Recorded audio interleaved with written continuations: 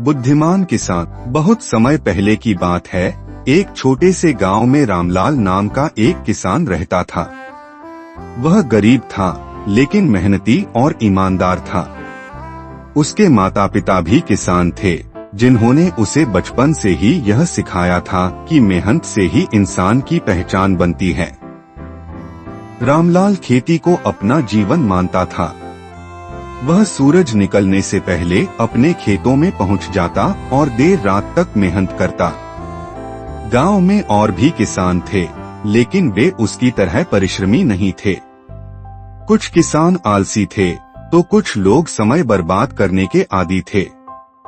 वे किस्मत और भगवान के भरोसे रहते थे, और जब फसल अच्छी नहीं होती थी तो इसे अपनी बदकिस्मती मानकर बैठे रहते थे। लेकिन रामलाल कभी भी इस सोच का हिस्सा नहीं बना। वह हमेशा नई नई तकनीकों और तरीकों को अपनाकर अपने खेतों की देखभाल करता था। वह मानता था कि सही मेहनत और बुद्धिमत्ता से किसी भी समस्या का हल निकाला जा सकता है। गांव के कई लोग उसका मजाक उड़ाते थे। वे कहते थे कि इतनी मेहनत करने से कोई राजा नहीं बन जाता। वे हंसते और कहते कि रामलाल हमेशा अपने खेतों में झुका रहता है, लेकिन उसकी गरीबी कभी खत्म नहीं होती। लेकिन रामलाल को इन बातों से कोई फर्क नहीं पड़ता था। वह जानता था कि लोग चाहे कुछ भी कहें, परिश्रम का फल एक दिन अवश्य मिलता है। वह ईमानदारी से अपना काम करता रहा। एक दिन गांव के जमींदार ने एक बड़ी घोषणा की। उसने कहा कि वह गांव में एक पहेली प्रतियोगिता कराने जा रहा है, और जो भी इस पहेली का सही उत्तर देगा, उसे इनाम में सोने की मुद्राएं मिलेंगी। यह सुनकर पूरे गांव में उत्साह फैल गया। हर कोई इस इनाम को पाना चाहता था। गांव में एक बड़ी सभा बुलाई गई, जहां सभी लोग इकट्ठा हुए। जमींदार ने सभा को संबोधित करते हुए कहा कि यह प्रतियोगिता आसान नहीं होगी। उसे ऐसा उत्तर चाहिए जो पूरी तरह से सही और तर्कसंगत हो। जमींदार ने पहेली सुनाई। उसने पूछा कि ऐसी कौन सी चीज है जो खाने में भी काम आती है, खेती में भी और व्यापार में भी। यह सवाल सुनकर सभी गांव वाले सोच में पड़ गए। कुछ लोगों ने तुरंत उत्तर देने की कोशिश की। सबसे पहले गांव के एक बुजुर्ग किसान ने कहा कि धान ही वह चीज है जो इन तीनों कामों में आती है। इसे लोग खाते हैं, खेतों में उगाते हैं और इसका व्यापार भी किया जाता है। लेकिन जमींदार इस उत्तर से पूरी तरह संतुष्ट नहीं हुआ। फिर एक और किसान ने कहा कि गेहूं सही उत्तर हो सकता है, क्योंकि यह भी खाने, खेती और व्यापार तीनों में उपयोगी होता है। लेकिन जमींदार ने इसे भी पूरी तरह सही उत्तर नहीं माना। इसके बाद गांव के एक व्यापारी ने कहा कि दूध सही उत्तर हो सकता है, क्योंकि इसे लोग पीते हैं, व्यापार में इसका बड़ा योगदान होता है और इसे पशुओं के चारे के रूप में भी उपयोग किया जाता है, जिससे खेती में मदद मिलती है। लेकिन जमींदार ने इस उत्तर को भी पूरी तरह स्वीकार नहीं किया। धीरे धीरे सभी गांव वालों के उत्तर खत्म हो गए, लेकिन कोई भी जमींदार को पूरी तरह संतुष्ट नहीं कर सका। अब गांव में सन्नाटा छा गया। किसी को समझ नहीं आ रहा था कि इसका सही उत्तर क्या हो सकता है। तभी रामलाल आगे बढ़ा।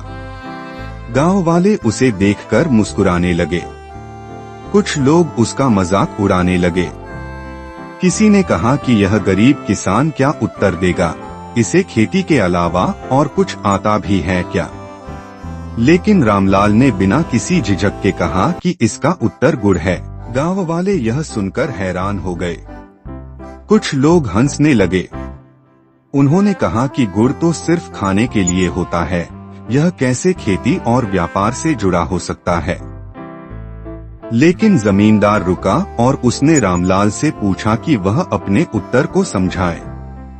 रामलाल ने मुस्कुराते हुए उत्तर दिया कि गुड़ खाने में बहुत उपयोगी है। यह सेहत के लिए लाभदायक होता है और शरीर को ताकत देता है। यह पाचन के लिए भी अच्छा होता है और कई बीमारियों से बचाने में मदद करता है। खेती में इसका उपयोग इस तरह होता है कि जब इसे पानी में मिलाकर खेतों में डाला जाता है तो मिट्टी अधिक उपजाऊ हो जाती है और फसल अच्छी होती है। व्यापार में इसका बहुत महत्व है क्योंकि इसे आसानी से बेचा जा सकता है और इससे अच्छा लाभ कमाया जा सकता है। इस तरह गुड़ ही वह चीज है जो खाने, खेती और व्यापार तीनों में काम आती है। यह सुनकर जमींदार बहुत प्रभावित हुआ। उसने तुरंत घोषणा की कि रामलाल का उत्तर सबसे सही है और उसे इनाम दिया जाएगा। उसने रामलाल को सोने की मुद्राएं दी और कहा कि उसने साबित कर दिया कि सच्ची बुद्धिमानी सिर्फ पढ़े लिखे लोगों तक सीमित नहीं होती। एक किसान भी अपने अनुभव और ज्ञान से बहुत कुछ समझ सकता है। गांव वालों को तब एहसास हुआ कि उन्होंने रामलाल को हमेशा कम आंका था। वे सोचते थे कि वह बस एक साधारण किसान है, लेकिन असल में वह बहुत चतुर और समझदार था। अब लोग उसकी सलाह लेने लगे और उसकी इज्जत बढ़ गई।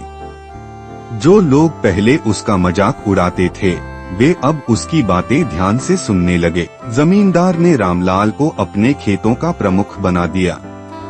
उसकी मेहनत और समझदारी से गांव की खेती में भी सुधार हुआ। धीरे धीरे उसकी प्रसिद्धि पूरे क्षेत्र में फैल गई।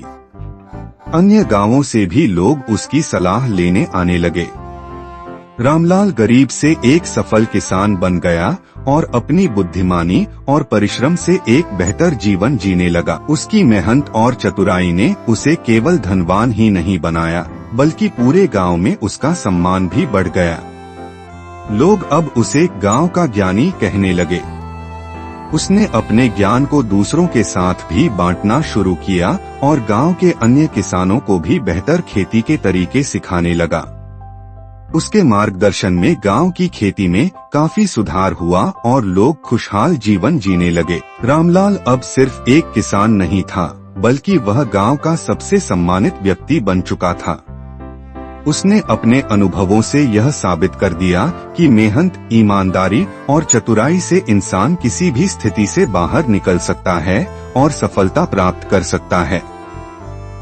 उसके जीवन की यह कहानी पूरे गांव के लिए प्रेरणा बन गई और आने वाली पीढ़ियां भी उसके नाम को गर्व से लेने लगीं।